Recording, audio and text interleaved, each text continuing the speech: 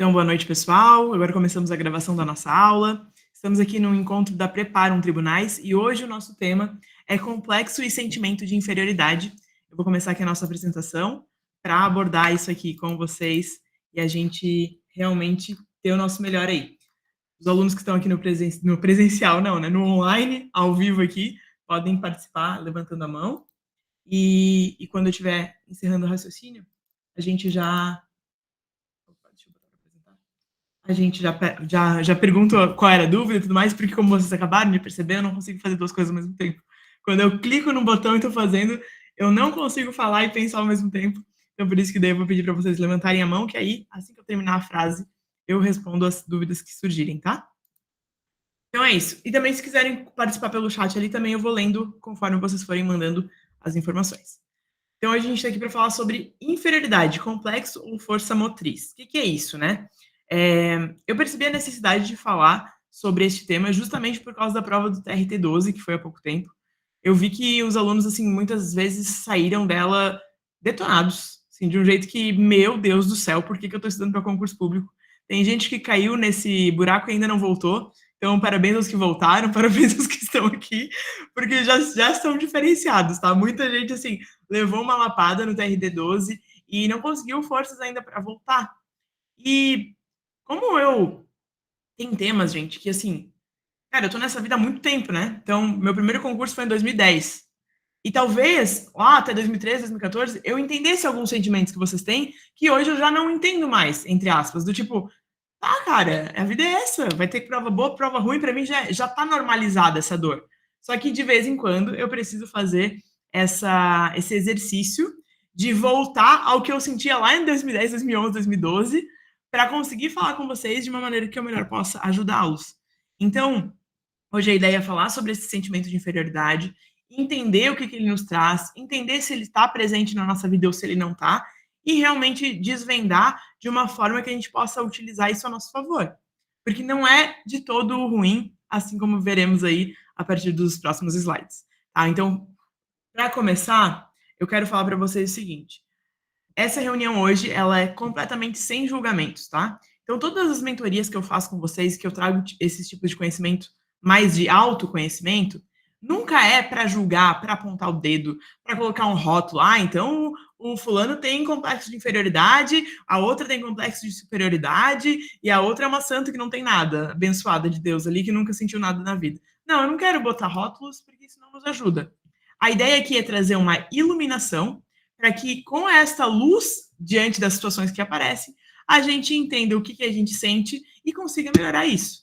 Porque sem luz a gente não consegue desvendar nada, né? Se a gente fica ali fingindo que não existe, isso não vai conseguir, a gente não vai conseguir melhorar isso na nossa vida.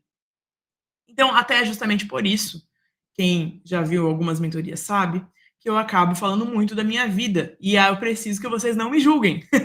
Que isso não seja sobre, a Carol é a mentora, ela deveria estar ali no pedestal falando que eu não tenho complexo de porcaria nenhuma, que eu sou perfeito. E não é isso, não é da forma que eu lido com vocês aqui, não é a forma que eu conduzo as minhas mentorias. É ao contrário, eu trago para vocês situações da minha vida também, para vocês entenderem que todos somos humanos enquanto estivermos nessa terra e passamos por essas dificuldades, apenas aprendemos a lidar com essas coisas, né?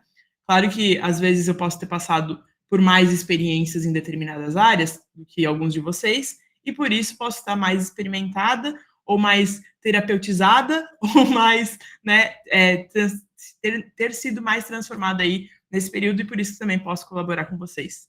Tá? Então, só trazendo para vocês, então, que não tenham medo do julgamento, nada disso aqui é para apontar dedo para ninguém, mas é simplesmente para a gente se entender como ser humano e conseguir aí ter uma vida melhor e sair desses complexos de inferioridade. Então, assim, ó, para começar, a gente tem que entender que o sentimento de inferioridade, ele é natural aos que convivem em sociedade. Então, o sentimento de inferioridade, ele não é algo que precisa ser demonizado, é algo que precisa ser entendido. Que enquanto a gente estiver em um grupo, enquanto a gente estiver em uma família, existirá uma outra pessoa do meu lado e eu vou olhar, ela consegue isso e eu consigo aquilo, e o que ela consegue não é exatamente o que eu consigo, e é isso mesmo, a vida é assim, do jeito que ela é.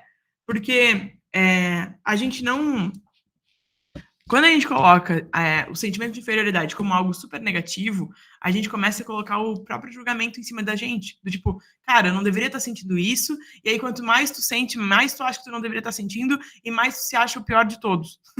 Só que o sentimento, ele é algo natural. Enquanto eu estiver vivendo em uma cidade, até mesmo o livro, né, todo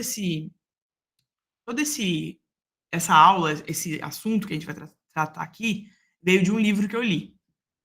E o próprio livro ele trazia o seguinte, depois eu vou especificar mais sobre ele, mas ele nos trazia o seguinte, que independentemente de eu estar morando numa ilha isolada, se eu soubesse que em outro lugar do mundo, do planeta, né, enfim, da galáxia aí, existissem outros seres humanos, eu iria me comparar com a vida que esses outros seres humanos vivem.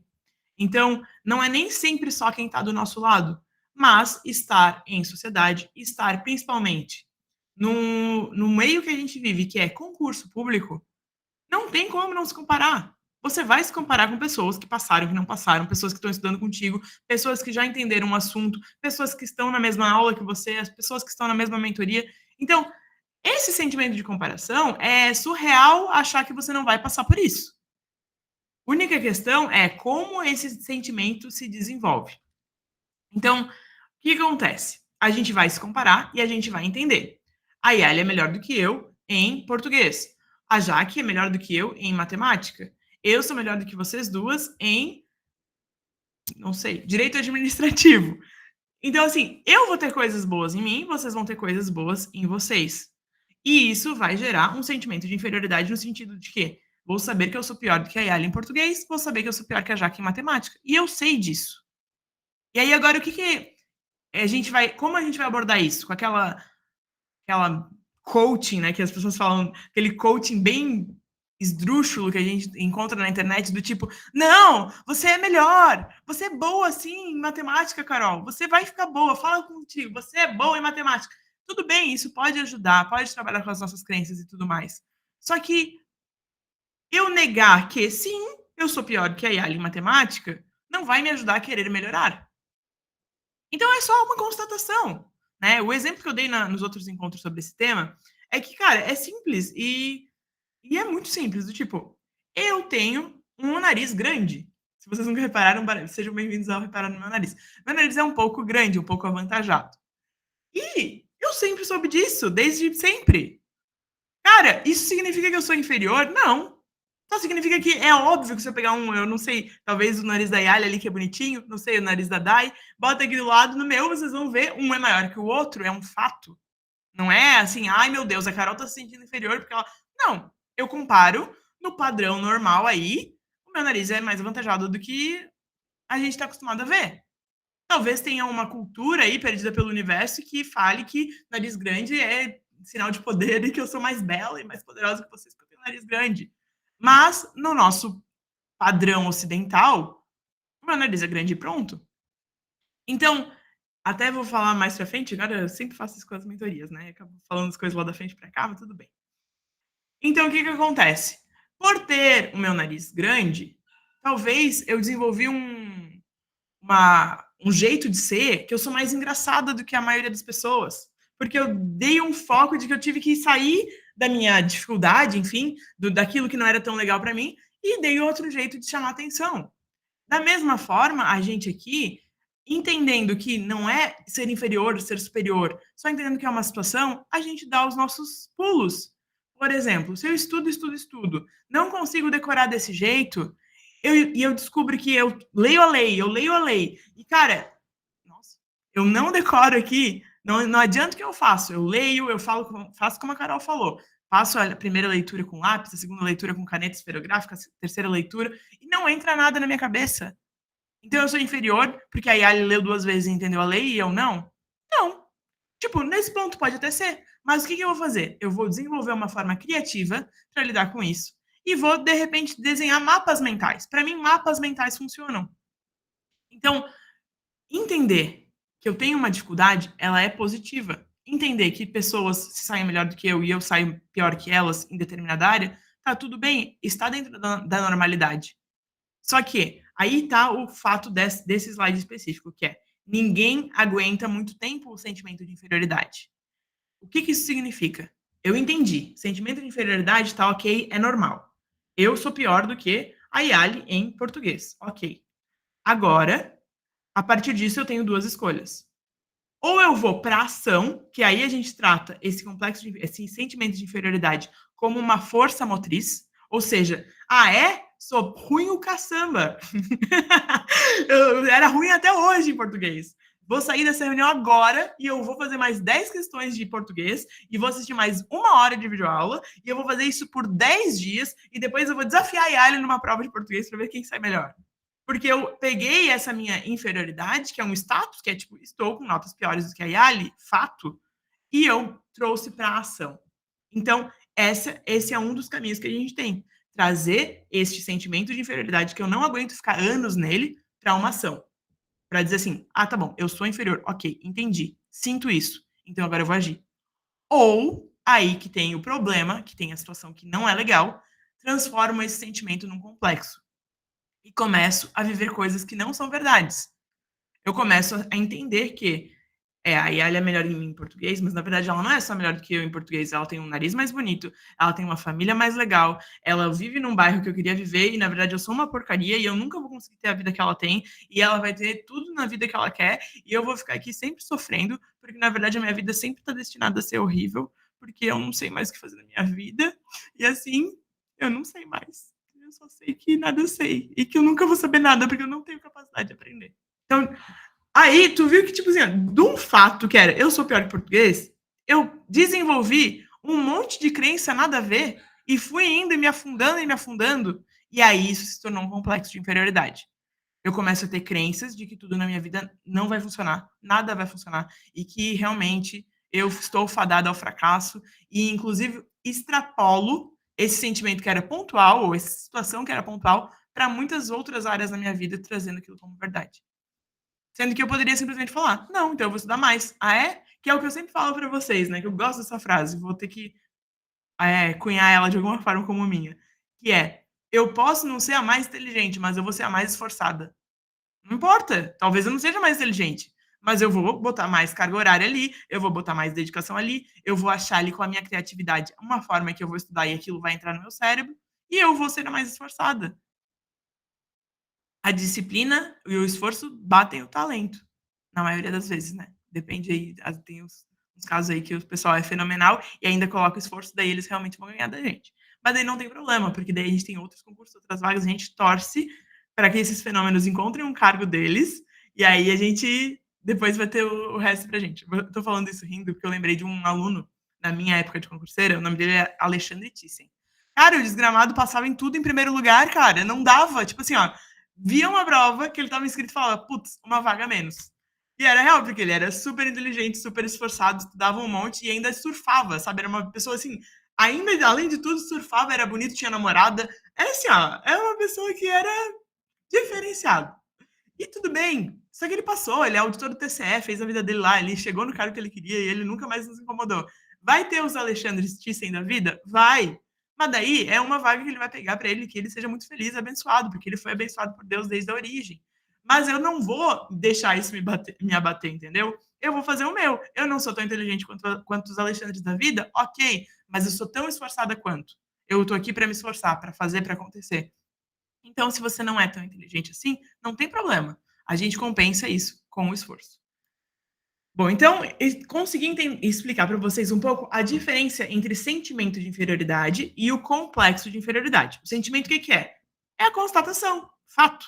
Eu me sinto um pouco triste porque eu sou pior do que a fulana nisso aqui. Agora, o complexo é quando tudo começa a se desenvolver nessa linha e eu começo a me sentir pior em tudo e começo a desenvolver crenças de que nada vai dar certo e começo a entender que, meu Deus, meu destino não é esse, que é o que poderia estar se desenvolvendo nos alunos quando eles saíram da prova do TRT. Ah, cara, tu foi mal em uma prova, e daí?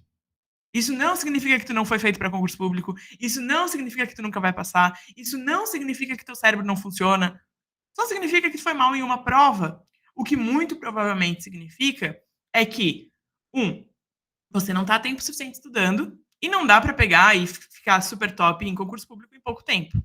Ou dois, você ainda tem ajustes a serem feitos que agora essa prova te trouxe para a realidade. Do tipo, cara, eu achei que eu estava bem em direito administrativo, mas quando caem umas coisas aqui de direito administrativo um pouco mais aprofundada, levei pau. Então, a gente pode aproveitar este fato, que é, você foi inferior a muitas pessoas nessa prova do TRT-12, para desenvolver uma ação e trazer isso como uma força motriz para que a gente realmente trabalhe em cima disso e não transforme isso num complexo do tipo, ah, esquece, cansei, vou pegar e vou embora dessa vida de concurso, não quero mais saber, entendeu? Então essa é a diferença aí entre sentimento e complexo. Então agora eu trouxe aqui para vocês algumas características, eu vou comentar cada uma delas.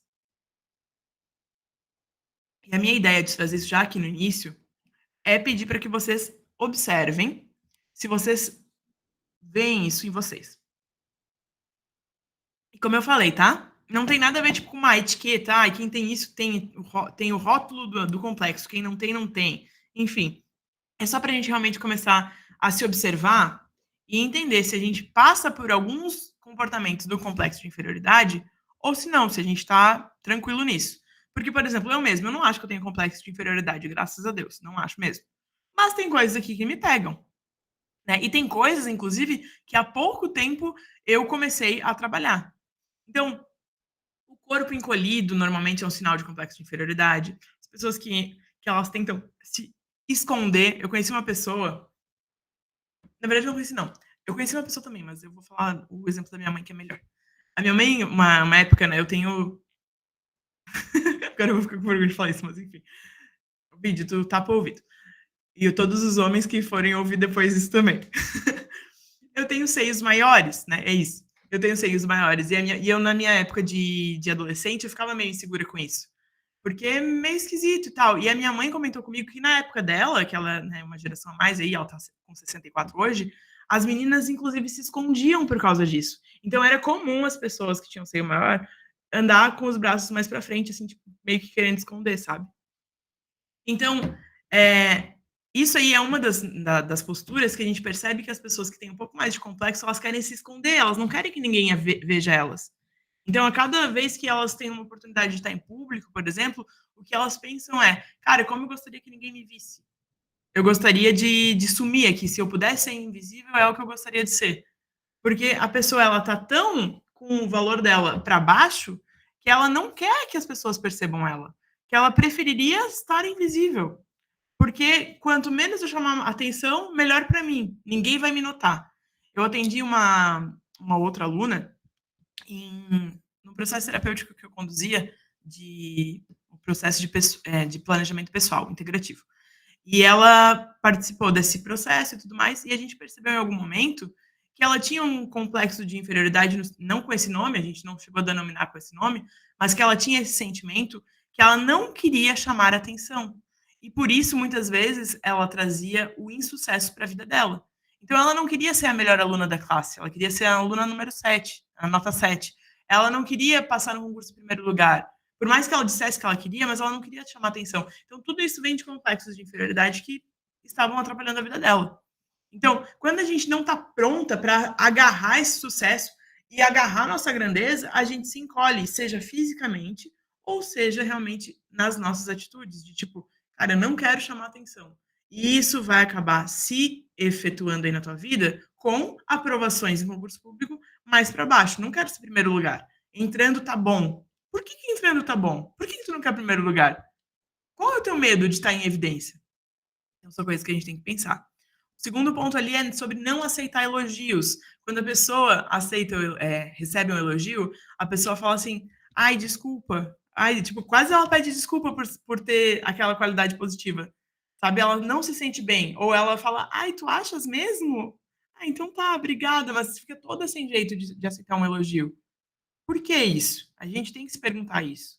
Né? Ou até mesmo quando vai em algum lugar, eu não coloquei aqui na nossa lista, mas quando vai em algum lugar e alguém oferece alguma coisa, queres um café, um chá? Não, não, obrigada. A pessoa estava louca para tomar um café, um chá, tomar uma água, mas ela fala não porque ela não quer incomodar. Então, assim, outro ponto ali, né? Não pede ajuda, não aceita esses presentes que a vida dá, essas oportunidades. Ela não pede ajuda quando precisa de ajuda porque ela não quer incomodar. Sempre esse é o sentimento. Eu não. Porque por trás disso, o que significa? O que a gente pensa lá no nosso inconsciente? eu não tenho valor o suficiente para incomodar as pessoas com os meus problemas. É isso que está por trás do não querer pedir ajuda. E isso é o ponto que me pega no complexo de inferioridade, tá? Eu tenho dentro de mim uma. Eu tenho dentro de mim um sentimento de que ninguém tá nem aí para os meus problemas. E isso, honestamente, é uma crença que eu ouvi muito na infância. Então eu tenho que trabalhar essa crença dentro de mim. Porque o meu pai sempre me falava isso. Falava o quê? Carol, ninguém tá nem aí pros teus problemas. Tipo, não fica chorando na frente dos outros. Sabe aquela mentalidade de tipo assim, não chora na frente dos outros porque os outros só vão pisar em ti quando tu chorar. Então, eu cresci ouvindo isso. Então, o que que isso gerou? Pode até ter gerado uma mulher forte, mas também gerou uma mulher que não sabe pedir ajuda. Porque eu acho que todo mundo vai se sentir incomodado se eu pedir ajuda. E eu sei que tem pessoas hoje em dia que gostam bastante de mim que eu não consigo pedir ajuda mesmo assim. Porque eu acho que eu vou incomodar essas pessoas, eu não quero incomodar, sempre quero, né? Não, porque o meu valor lá dentro de mim, ainda, em algumas situações, é baixo. Eu acredito que eu não mereço incomodar, eu não mereço essa ajuda. Muitas vezes a pessoa que tem um complexo de inferioridade, ela se sente perdido. Por quê? Porque eu não sei escolher. Como é que eu vou saber o que é melhor para mim, se na verdade eu passo o tempo todo querendo agradar os outros? Então, eu saio, por exemplo, de um concurso, trazendo para nós. Eu saio de um concurso, mas eu não sei se agora eu quero focar na polícia civil ou se eu quero focar no tribunal. Eu me sinto perdido porque eu não sei nem o que fazer a partir de agora. Porque quem que eu vou agradar? Eu sempre estou pensando no outro, eu não consigo nem me conhecer. A verdade é essa, eu não consigo nem me conhecer. Porque o que eu sou não me importa. O que importa é o que vai ter valor para os outros. Então acaba tendo esse sentimento de se sentir perdido na hora das escolhas. Graças a Deus essa eu não tenho muita, só às vezes. Que é assim, umas pessoas específicas, tá? Quase ninguém é para todo mundo assim, mas é inveja, né? A inveja de querer algo que o outro tem, eu não acho negativo. Do tipo assim, ó, cara, em algum aspecto, vocês que estão em mentoria comigo querem algo que eu tenha. Ah, então vocês são tudo um bando de invejoso. Não, vocês sabem que existe uma vida legal de determinado jeito e vocês querem essa vida também. Isso tá tudo certo, não acho que seja inveja problemática aqui. Mas tem aquelas pessoas que você não quer que se deem bem. Aquelas pessoas que, se ferrarem, você vai falar por dentro, bem feito. Então, aí a gente está num problema de complexo de inferioridade. Por que tu quer que as pessoas se deem mal? Existe um estudo que foi feito e eu fiquei chocada porque eu não me acho invejosa, mas eu me enquadrei nesse estudo, que é o seguinte: se as pessoas chegassem no teu trabalho, né? Se as pessoas não, teus chefes chegassem no teu trabalho e falassem o seguinte: hoje, a equipe toda vai ganhar mais de R$ 5.000. Hoje, um aumento. R$ 5.000 para todo mundo a mais. Ai, que lindo, que maravilhoso e tudo mais. E agora, se perguntassem para você se você preferia ganhar R$ 4.000 a mais e ninguém mais ganhar o aumento, ou todo mundo ganhar os 5.000, muita gente responderia que prefere ganhar os 4.000 a mais e não todo mundo os 5.000. Porque eu quero me diferenciar. Olha que loucura. Porque eu quero ser melhor do que os outros. Então, às vezes a gente quer provar o nosso valor e a gente sempre se coloca em comparação com os outros, né? Porque eu quero ser bom aqui, mas eu não quero. Eu quero que todo mundo seja bom, na verdade, mas não melhor que eu. Eu tenho um limite de querer o bem para todo mundo. E esse limite é: eu estou bem, quero que os outros estejam bem, mas não melhores do que eu. Então eu tenho que cuidar com isso aí também. Os contratempos se tornam rejeição. Todo mundo que conhece, ou é uma pessoa, se você não conhece, você é essa pessoa, que se você não responde a mensagem dentro de meia hora, uma hora, ou até mesmo, né, que seja em 2, 3 horas, ou né, dentro de um determinado tempo ali, a pessoa acha que você odeia ela, que você não quer mais ser amiga dela, e que, na verdade, meu, um monte de problema surge porque você não respondeu uma mensagem rápida. Porque as pessoas têm essa rejeição. Então, qualquer contratempo do dia a dia acaba se tornando uma rejeição. A questão da dificuldade de tomar decisão, porque a gente sempre não sabe o que a gente quer copiar os outros, a gente faz cópias dos outros, a gente vive uma cópia dos outros. Então, as nossas decisões elas são muito enviesadas para isso. Então, isso tudo aqui demonstra o complexo de inferioridade. E isso aqui, ó, que eu vou passar para vocês agora, demonstra o complexo de superioridade. Existe uma outra forma de lidar com o complexo de inferioridade, que é o complexo de superioridade. Isso aqui é só uma outra faceta do mesmo complexo. Porque tem gente que conseguiu desenvolver a questão do complexo e transformar isso como uma armadura e a pessoa tem um complexo de superioridade. Aí ela tem muita raiva, é aquela pessoa que tá sempre brigando. Não adianta, assim, ó, eu já passei por algumas pessoas na rua que eu não fiz nada, eu tava passando na mesma calçada. Isso literalmente aconteceu comigo. Eu estava passando na mesma calçada, a pessoa veio assim, ó, e me atropelou com o corpo, virou pra mim e falou assim: que é isso? Tá no meio da rua! E eu, cara, eu tava andando normal, a pessoa me atropelou. Sabe essas pessoas assim, muito bravas, assim, que eu nem entendi o que foi? Aí, na época, eu lembro que eu pensei, meu, ela deve estar pior do que eu, né? Deixa quieto. Porque pra pessoa fazer isso tudo assim, do nada, né? Então tem essas pessoas que têm raiva demais, que latem demais, que, tipo, nada tá acontecendo, mas a pessoa já tá aqui se defendendo e falando um argumento fortíssimo porque não sei o quê.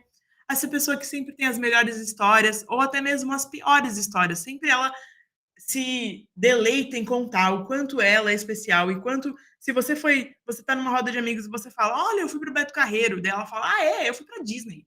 Ah, olha, eu fui pro Nordeste para usufruir as minhas férias com a minha família. Ah, é, eu fui para Cancún. Sempre tem uma história melhor que a tua. Essa pessoa precisa dizer para você que ela tem histórias boas. Ou até mesmo as piores, né? Por exemplo, ai, eu já tô com gripe, eu acho. Gripe, nossa, mês passado eu peguei dengue, quase morri. Então, é sempre uma história para se sobressair sobre você. Acontecimentos são motivos de se exaltar, sempre. Então, aconteceu algo, virou algo para noticiar para todo mundo. Sempre foca no parecer e não no ser. Então, fica contando para os outros o que tem, o que não tem, quanto que gasta no cartão de crédito. Meu Deus, cara, essa é a pior frase que eu já ouvi, mas já ouvi várias vezes. Meu Deus, com esse salário eu não pago nem meu cartão de crédito. Tá, cara, por que a pessoa fala isso sério? Eu não entendo, mas tudo bem. Porque ela quer se exaltar, ela quer parecer. Todas as vitórias delas vão ser publicadas nos jornais, né? Dela ou suas, tá? Talvez você se identifique com essa pessoa e aí você só tem que entender o quê? Não tô te julgando, não se julgue também, mas você está com um complexo de superioridade, possivelmente porque está escondendo um complexo de inferioridade. Então você tem que entender que você também está com problemas em encontrar o seu valor e entender qual é o seu valor de verdade. Então é isso, gente. Essas características nos denotam que a gente tem pontos de complexo, seja de inferioridade e de superioridade. E o complexo de superioridade, ela é só uma faceta do de inferioridade. Mas aí entra o porquê que eu resolvi trazer tudo isso para vocês hoje. Esse tema todo ele surgiu de um livro que é, agora eu vou esquecer o nome do livro, não acredito. Peraí, deixa eu ver aqui. Eu acho que é Coragem de Não Agradar. Deixa eu ver só se é esse mesmo. É isso aí. Coragem de Não Agradar é o nome do livro, tá? Então, esse livro aí, eu levei ele para ler quando eu fui numa viagem, porque eu viajo muito. Tô brincando aqui com vocês. Quando eu estava lá em Brasília, na reunião da Preparo, eu levei esse livro como companhia. E aí eu li esse livro e eu falei, caraca, eu preciso compartilhar isso com você, com os alunos. Por quê? Ele me trouxe uma possibilidade de vida que eu nunca tinha percebido. Como eu falei para vocês, né? Por causa da própria mentoria, eu já busquei uma formação terapêutica para poder ajudar as pessoas com complexos de inferioridade e tudo mais, e para poder alinhar aí o meu trabalho junto com esse trabalho de crenças também. Só que aí sempre me deparava com uma coisa que eu não conseguia entender muito bem, que são os traumas. E aí, quando tu percebe que a pessoa tem um complexo de inferioridade, você vai lá e cuida da criança interior dela e tudo mais. E tem que abraçar essa criança interior para ela se sentir acolhida e para ela conseguir mexer e tudo mais. Só que esse livro ele nos traz o seguinte: ele traz a filosofia de Adler. Então, é uma psicologia adleriana. Esse cara, ele é lá do Freud, do Jung, lá daquela época também. Só que ele surgiu com uma nova vertente. Qual que é a vertente dele? Os traumas podem até existir, ok. Só que o que você faz a partir deles é uma escolha. Então eu senti pela primeira vez na minha vida que eu não precisava mais ligar para minha mãe e perguntar: "Mãe, como é que era a minha gravidez? Porque eu acho que tu trabalhou demais e por isso eu tenho problemas na minha vida adulta dos 33 anos". Porque eu percebi, né, a partir dessa linha da psicologia adleriana, que ok, aconteceu algo na minha vida. Talvez na minha infância minha mãe tenha trabalhado demais e me deixado de lado, e isso me causou uma dor e tá tudo certo. Mas eu posso olhar para essa dor e entender que a partir disso eu escolho o meu estilo de vida. Então, ele transforma a palavra personalidade, que a tua personalidade parece que fica uma coisa assim, ó, é do jeito que tu és. Ele transforma essa palavra personalidade para a palavra estilo de vida. E ele coloca pra gente que é uma escolha a partir dos nossos traumas, a forma que a gente vai viver. Então, por isso, a partir disso, eu me senti livre para pegar os meus traumas e decidir como é que eu ia agir com eles. E a partir disso, é o que eu pensei, cara, preciso levar para eles, porque assim, tá tudo bem a gente ter um monte de traumas, a gente ter o sentimento de inferioridade, mas a forma que a gente vai lidar com isso, a partir de agora, é uma escolha nossa.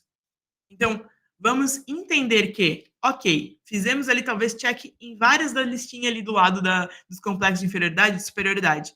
Aí agora, a partir disso, a gente vai lidar com isso para viver uma vida diferente.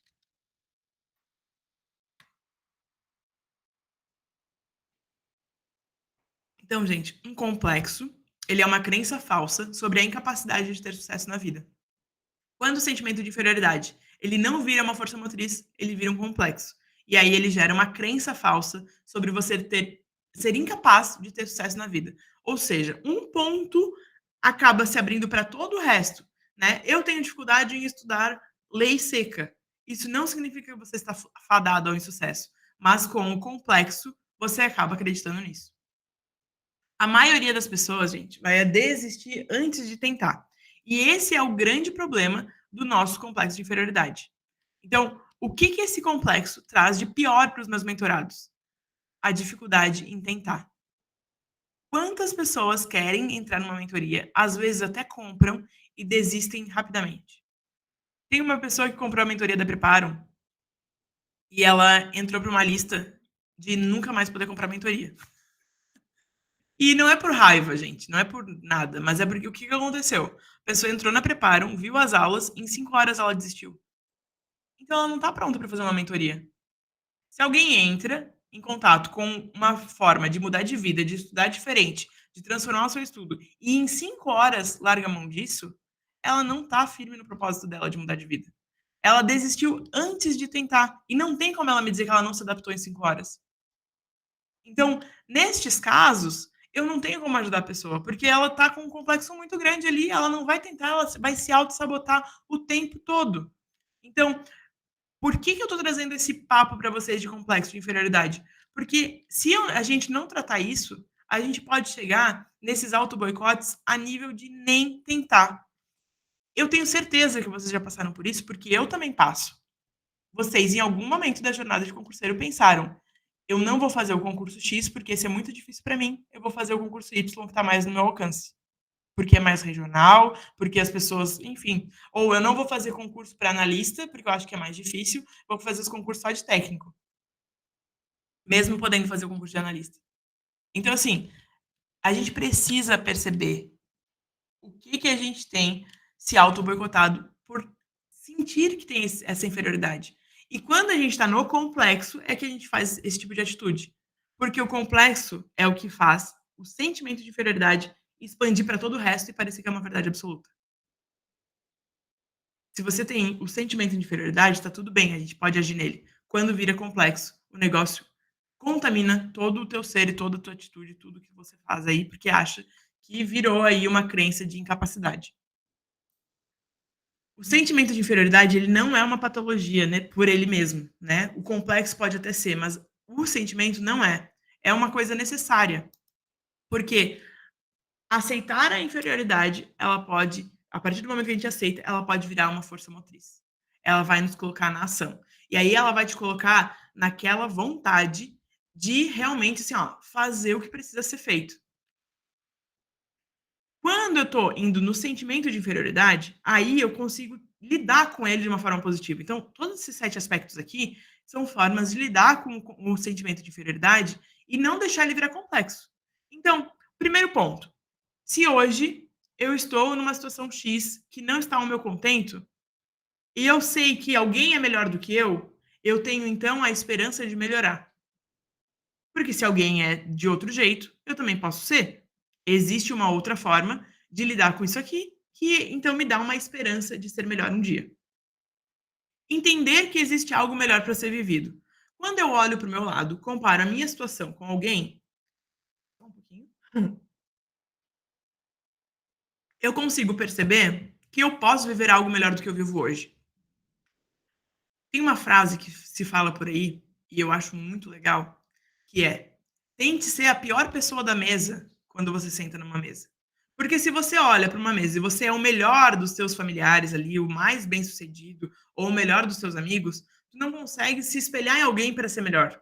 Então, muitas vezes, eu tenho que me desafiar a olhar para pessoas maiores do que eu e realmente entender que eu tenho caminho para viver algo melhor ainda do que eu vivo. Graças a Deus, eu sou muito feliz com a minha vida, mas existe um caminho melhor. A gente nunca deixa de ser grato pelo que a gente tem, mas a gente se é inconformado. Grato sempre e também sempre inconformado, no sentido de que a partir do momento que eu estou aqui e está tudo bem, eu posso olhar para cima para o próximo passo e ver algo que alguém está vivendo melhor. Então, o sentimento de inferioridade nos dá essa possibilidade de entender que existe algo melhor para ser vivido. Existe algo que eu posso ainda percorrer, né? Um caminho que eu posso percorrer para chegar lá.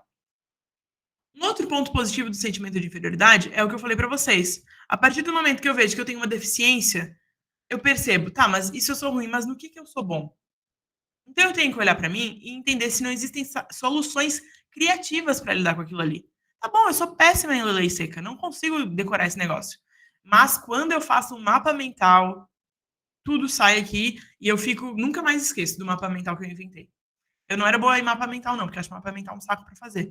Mas eu era boa em inventar piada, assim, tipo. Ah, tudo eu falava. Cara, tinha, sei lá, três. Alguma coisa tinha o número três. Eu falava os três porquinhos. Daí eu escrevia três porquinhos ali do lado, botava três focinhos de porco, e eu lembrava dos três focinhos de porco que eu inventei, que eu escrevi ali. Então, assim, o que tu tem de criatividade pra fazer você melhorar no que você hoje é ruim? Se você não tivesse o sentimento de inferioridade, você não buscaria essas soluções criativas. O sentimento de inferioridade nos ajuda a descobrir quem nós somos. Tá, se nisso eu não sou bom, no que eu sou bom? O sentimento de inferioridade nos ajuda a querer ver o mundo com outros olhos. Se a pessoa percebe que tem sucesso, né? Se eu percebo que uma pessoa tem sucesso em determinada área e eu não tenho, como que ela olha para as situações? Como que ela vê o mundo? Como que ela vive a vida dela? Eu consigo analisar que outra pessoa tem outros comportamentos e por isso tem outros resultados. Então eu consigo pegar e entender que existem outras lentes para eu olhar para esse mundo. E tendo o sentimento de inferioridade, eu pego este sentimento e falo: eu não quero mais viver isso, eu vou conquistar as minhas coisas. Eu vou fazer tudo o que está ao meu alcance para melhorar. Cara, não é possível. Eu tenho um cérebro, eu tenho o conteúdo todo escrito aqui. Algumas pessoas, muitas pessoas conseguem entender esse conteúdo. Por que, que eu não vou conquistar isso? Então eu consigo conquistar as minhas coisas porque existe o sentimento de inferioridade. Se não existisse, eu não conseguiria perceber que existe possibilidade para mim também.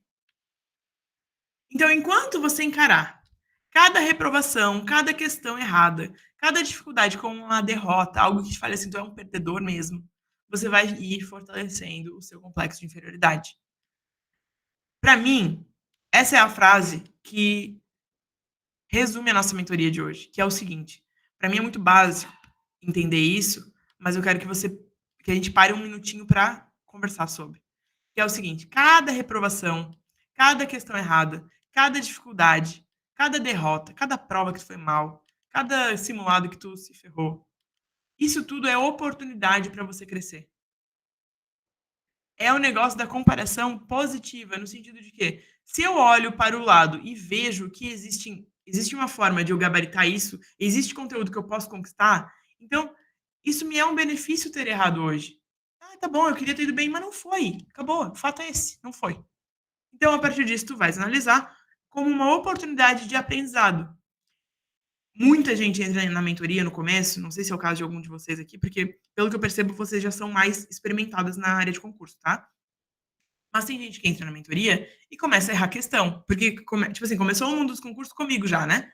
E começa a errar questão e começa, Carol, eu tô me sentindo mal porque eu tô errando questão. Mas tu querias o quê? É a primeira vez que tu tá fazendo questões. É óbvio que tu vais errar. Porque a gente foge muitas vezes desse confronto e a gente perde uma oportunidade de melhoria. Ao errar uma questão, esta mesma questão, na tua prova, você não vai mais errar. Então, tente e realmente se esforce para encarar todas essas derrotas, essas dificuldades, essas reprovações como oportunidades de melhoria. Mas para isso, você tem que agir. Não é só pensar positivo, é pegar esse diacho de prova que você foi mal, pegar questão por questão, estudar questão por questão, entender no que você errou e realmente daí sim partir para os seus estudos. Agora, fui mal na prova, não quero mais nem olhar para este concurso.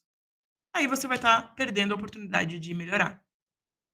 Então, a ideia é parar de fortalecer teu complexo de inferioridade. Parar de achar que tu é um derrotado só porque uma coisa foi mal. Hoje eu vi um vídeo bem fofo, que era uma mãe, ela estava com um bebê no colo e uma criança de uns 3, 4 anos fazendo um bolo. E a criança de 3, 4 anos quebrou um ovo e foi colocar na tigela, só que o ovo ficou para fora da tigela. E aí a mãe dela falava assim para ela, né? Ela ficou, mãe, o ovo e tal. E a mãe dela falava assim, um erro é só um erro, minha filha, tá tudo bem, um erro é só um erro. E ela repetia isso, um erro é só um erro. E um erro é só um erro. E ela repetiu isso várias vezes para a criança, e a criança de 3, 4 anos pegou outro ovo e botou dentro da tigela. Então, não dá mais ênfase no teu erro do que ele merece. É só um erro, foi só uma prova. Uma prova ruim foi só uma prova. E todo mundo que foi aprovado foi reprovado dezenas de vezes. Eu tinha isso nos destaques lá no meu Insta uma vez, que me perguntaram, como eu passei na faculdade ainda no concurso, então o pessoal meio que me conhecia por ter passado no concurso público.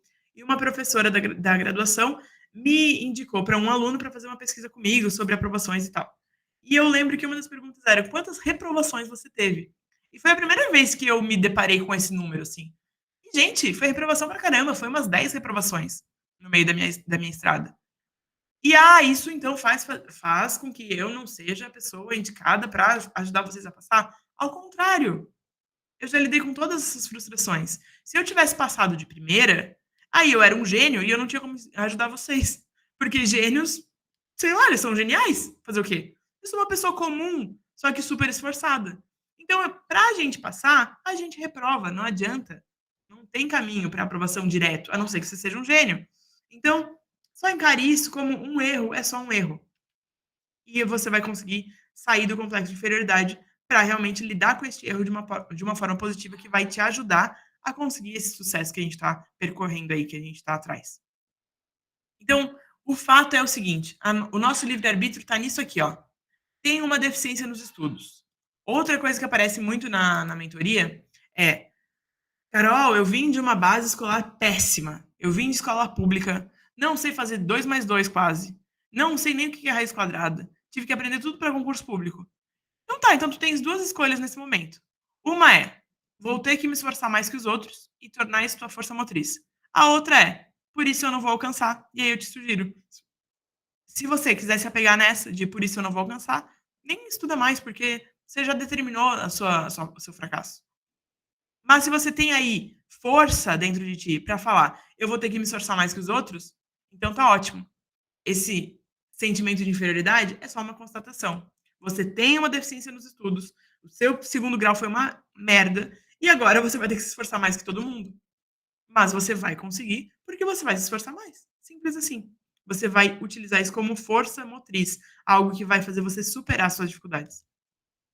Então, o primeiro passo de tudo aí, gente, a gente não vai entrar aqui hoje porque seria um trabalho bem profundo.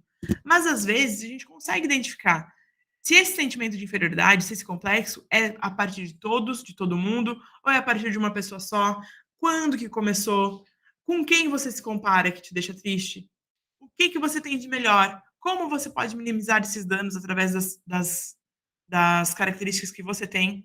Então, o negócio lá, né? Meu nariz é grande, tudo bem, mas eu sou engraçada. O meu nariz é grande, mas eu consigo conversar com as pessoas e ser uma pessoa muito gentil e que o meu nariz fica um detalhezinho da minha personalidade. Então, a gente consegue sim se destacar em outras áreas e melhorar isso. Trazendo para os estudos, você não vai poder abandonar todas as disciplinas que você é ruim.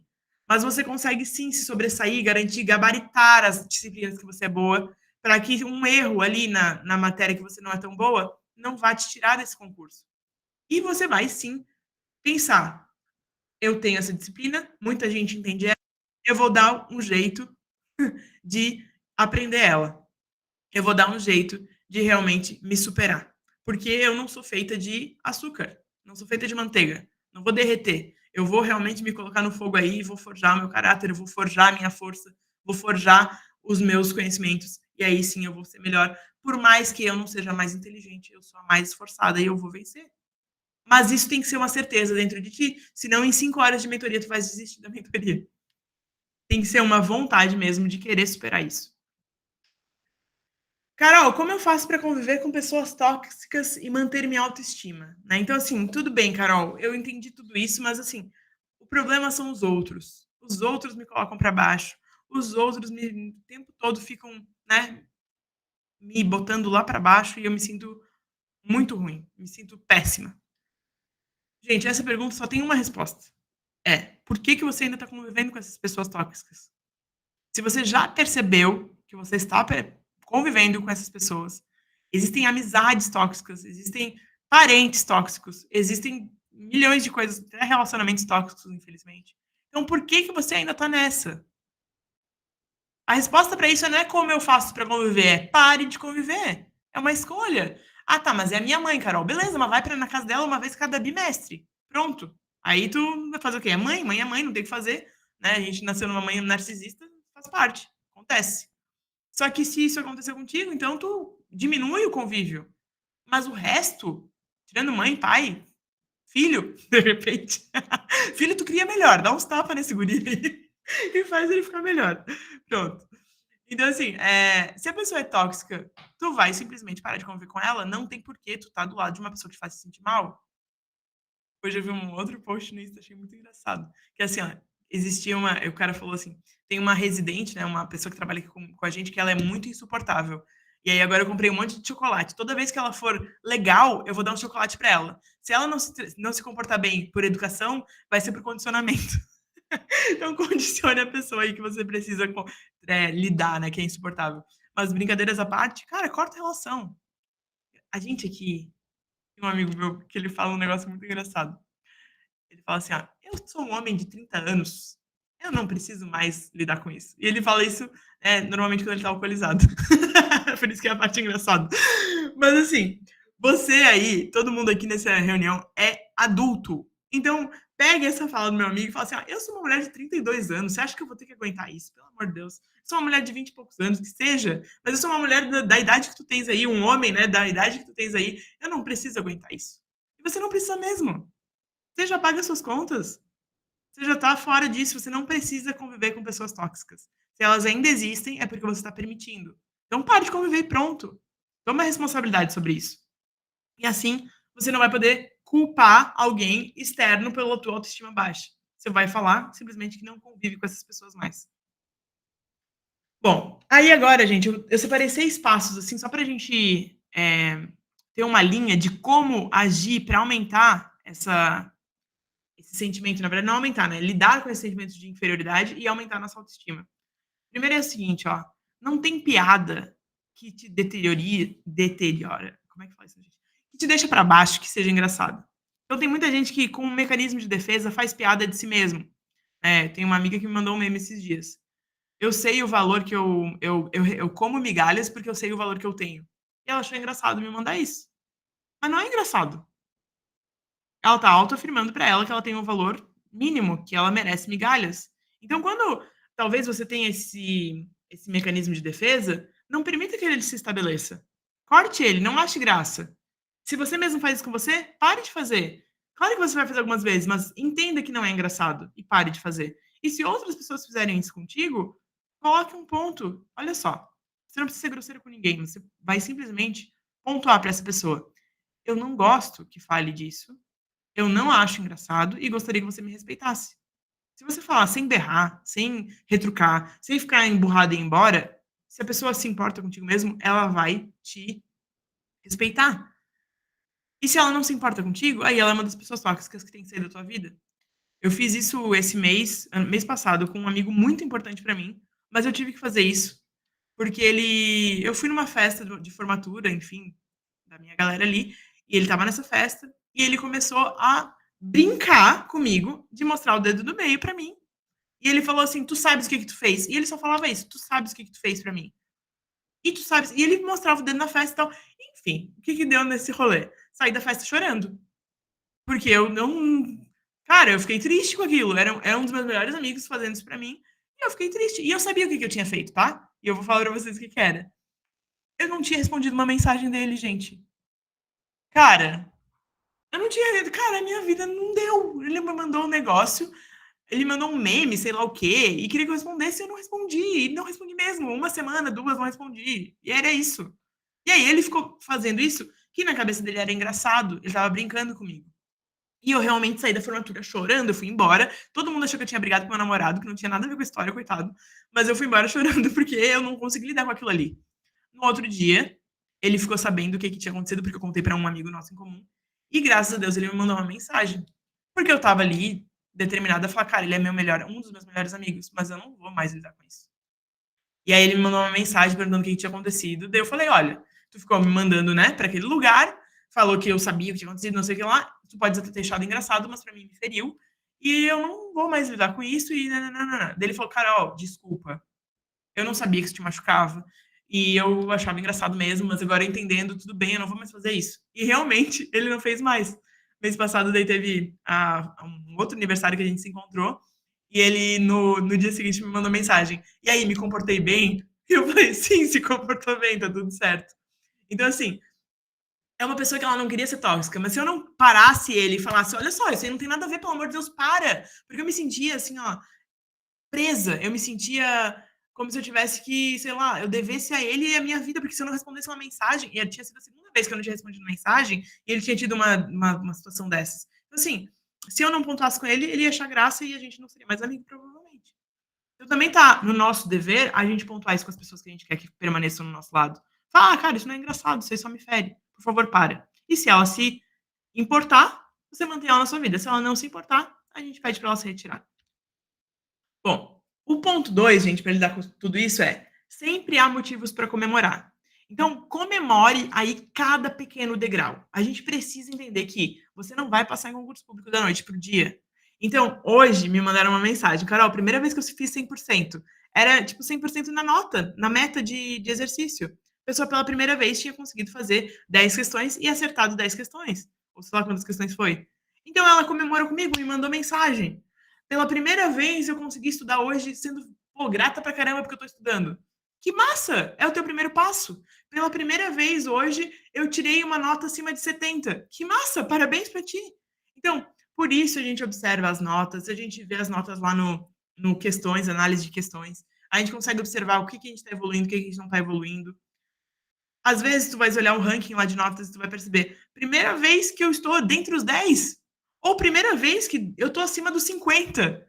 Tá lindo! É o teu primeiro passo. Então sempre há algum motivo para comemorar, mesmo que você não tá vendo ainda ele.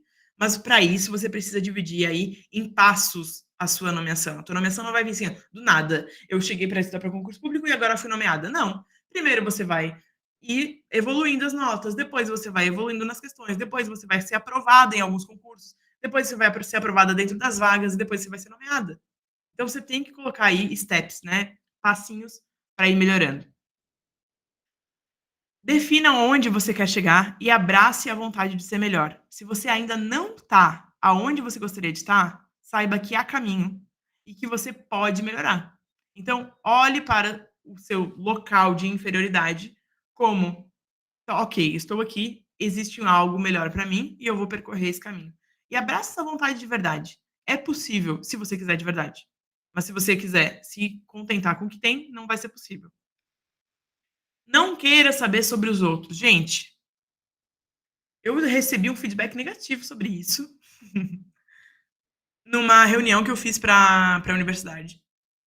Eu me convidaram para voltar na universidade, acho que foi nesse ano aí, no início do ano, e falar sobre a minha empresa, né? Então falar sobre a mentoria no aspecto de empresa. E teve uma das perguntas, os alunos estavam me analisando mesmo, não era tipo assim, eu vou dar uma aula para vocês, não, era uma análise minha, assim, eu fui botada na sabatina. E uma das perguntas era tipo sobre as minhas concorrentes e tal, os meus concorrentes. E eu falei a verdade, verdadeira, assim, cara, eu não olho para os concorrentes. Não olho mesmo. Porque toda vez que eu olhar para alguém que faz mentoria, eu vou me achar insuficiente em alguma coisa. Eu vou olhar e vou falar, cara, esse cara faz melhor isso, essa mulher, ela parece mais empoderada nisso, e eu vou sempre me sentir ruim.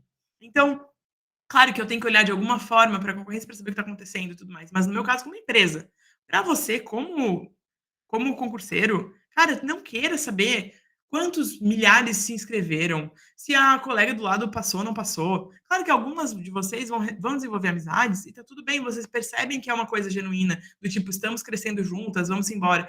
Mas não quero saber se o outro tá indo bem, se o outro passou, se o outro não passou. O que tu tem que saber é a tua jornada, os teus passos e se você tá evoluindo aí nessa carreira. Se você tá dando passos nessa escada, você tem que ficar feliz. Aí a gente volta lá pro ponto 2, comemorar as pequenas vitórias. Então, não olha para o lado, porque sempre que vai gerar comparação, você vai se sentir pior. Então, evite ao máximo olhar para o lado. Sempre olhe para estou melhorando ou estou estagnado. Se você está melhorando, fique feliz e persista.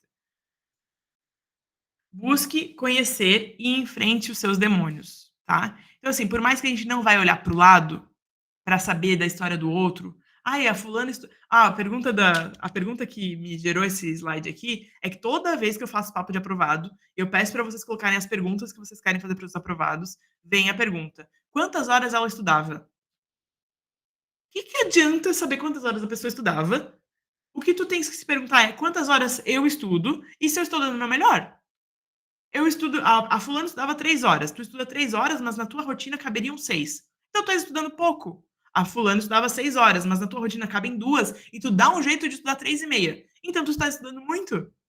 Não importa o fulano do lado, importa o que tu consegues fazer do teu melhor. É isso que é bem baseado nesse ponto 4, tá? E o busco em conhecer e em frente seus demônios é entender. Ok, eu já entendi, tenho problemas em português. Sou péssima em português, não consigo evoluir. Então agora eu vou enfrentar esse demônio com vontade. Então, não fique querendo fechar os seus olhos para a tua dificuldade. Entenda, passinho por passinho. Também não pega todos os demônios e queira enfrentar todos eles juntos, não. Pega um por vez. Tá, eu tô ruim nisso. Nisso aqui eu vou agora me engajar para enfrentar ele. Venceu ele, minimizou ele, neutralizou ele. Então agora a gente pega um próximo passo. Tá? Mas encare, entenda que você tem a dificuldade e realmente faça algo para mudar essa dificuldade. E por fim, gente, substitua toda a comparação por admiração. Eu não comparo a tua história com a minha. Admire a história de quem já chegou lá. Admire a história de quem pôde fazer algo que você ainda não pôde fazer. Mas não se compara, porque cada um tem várias, né, nuances aí na vida. Eu sempre falo com a Yali, eu acho que ela me dá essa liberdade, porque a gente já trabalha juntas faz um tempo. E eu sempre falava isso pra ela quando ela tava meio pra baixo, que é o seguinte: Yali, tu talvez olhe pra mim e fale assim, cara, eu queria ter o cargo que a Carol tem. Mas eu olho pra ti e falo, eu queria ter a família que a Yali tem. A Yali tem 3 filhos maravilhosos, um casamento lindo. Também queria pra mim. Só que são comparações que, tipo assim, eu posso admirar o casamento dela e ela pode, e a família dela toda, e ela pode admirar onde eu cheguei. Só que eu não vou me comparar com ela, porque talvez se eu tivesse tido 3 filhos e um casamento, talvez eu não tivesse onde eu tô hoje. E se ela tivesse passado no primeiro concurso, sei lá que ela estudou, talvez ela não tivesse 3 filhos e um casamento. Então são histórias diferentes que vão gerar resultados diferentes. Por isso que a gente não deve se comparar, porque ninguém sabe o que o outro está passando ou o que o outro passou. Só que a gente pode admirar, sim, histórias. Isso sim é legal. Então, o que eu posso falar para vocês hoje é que o sentimento de inferioridade saudável, ele nasce da comparação com o eu ideal. Se em 2022 as minhas notas estavam X e em 2023 as minhas notas evoluíram, eu estou feliz porque teve essa evolução. Agora eu quero saber se em 2023 eu ainda não tive nenhuma aprovação, se em 2024 eu posso pelo menos começar a ser aprovada, né? Que daí já chegou a minha hora. Então eu vou botar o meu primeiro passo é começar a ser aprovada, ainda não fui aprovada em concurso nenhum, ou eu já fui aprovada, agora eu quero ser aprovada dentro das vagas. Eu já fui aprovada dentro das vagas, agora eu quero cravar uma nomeação, porque eu não aguento mais. Então, é colocar a sua história de vida e ir se comparando com o seu eu ideal. Porque porque senão é muito injusto contigo, senão acaba sendo como comparar banana com pera. Ah, os dois são frutas, tá, mas vieram de, né, períodos de maturação diferentes, de árvores diferentes. Então, essa comparação precisa ser com a gente mesmo, não com o outro, não com foco no outro. A gente pode até olhar, como eu falei, para histórias que a gente admira, mas a gente admira e não se compara. A gente entende que cada um tem um tempo de maturidade e um tempo, enfim, de colher os frutos, né? E por fim, gente, eu quero te convidar cada um de vocês a viver uma solução definitiva para esse complexo de inferioridade. Como seria essa solução definitiva? É entender de uma vez por todas que a sua vida não precisa se limitar a provar aos outros o seu valor. Então não é para os outros que você está vivendo, mas entender que quanto mais você fizer por você mesmo, menos vai ter dúvida sobre a sua capacidade. Então, como que a gente vai enfrentar o complexo e o sentimento de inferioridade? Com ação. A partir do momento que eu paro de olhar para o que o outro quer de mim e começo a entregar o que eu quero para mim mesmo. E nesse momento em que eu percebo que eu estou com dificuldades, eu vou fazer mais. Eu vou colocar mais empenho, eu vou estudar mais, eu vou estudar melhor. Não é nem estudar mais, né? Estudar melhor. Estudar de realmente com a cabeça ali, fazer isso acontecer por mim. Não querer provar para os outros que eu sou boa, que eu sou ruim, nana. É realmente fazer algo por mim. E aí a minha capacidade ela vai aumentando, porque quanto mais eu faço, é inevitável, você vai melhorar. Você vai ir evoluindo, não tem como. Ação e evolução, elas andam juntas. Não há autoestima maior do que a trazida pelos resultados. Então, a partir da tua ação, resultados vão vir, tua autoestima vai crescer. E essa é, para mim, a solução definitiva. Acho que é isso, meu último slide aqui, deixa eu ver só. É isso mesmo. Então, eu vou parar aqui a apresentação agora e quero convidar vocês todos aí a compartilharem. Eu vou parar aqui também a gravação e aí o compartilhar fica só pela gente mesmo. Então, peraí. Deixa eu parar.